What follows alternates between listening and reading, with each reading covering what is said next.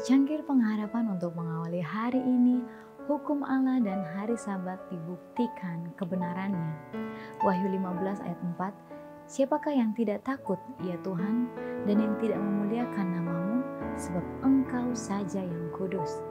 Sementara kata-kata dorongan kudus ini naik kepada Allah, maka awan-awan pun menyisih dan langit yang berbintang pun kelihatan. Tak terkatakan kemuliaannya yang sangat berbeda dengan langit hitam ganas di sebelah menyebelahnya. Kemuliaan kota surgawi itu terpancar dari pintu-pintu gerbang yang terbuka sedikit. Kemudian tampak di langit suatu tangan yang memegang dua batu yang digabung bersama. Nabi itu berkata, langit memberitahukan keadilannya, sebab Allah sendirilah hakim.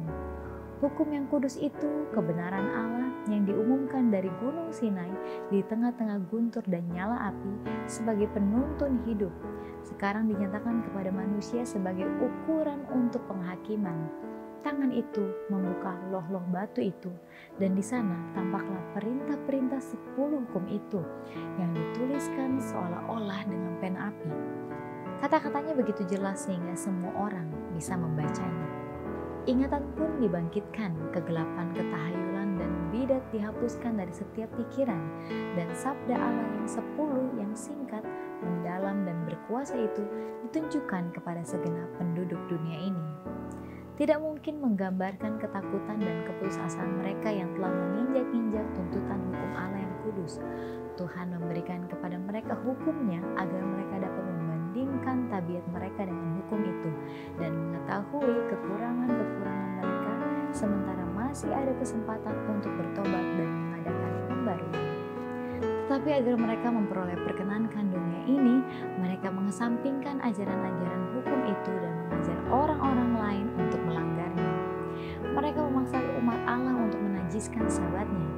Sekarang mereka dipersalahkan oleh hukum yang mereka hinakan.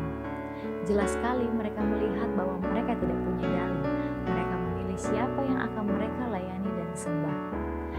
Maka kamu akan melihat kembali perbedaan antara orang benar dan orang fasik, antara orang beribadah kepada Allah dan orang yang tidak beribadah kepadanya.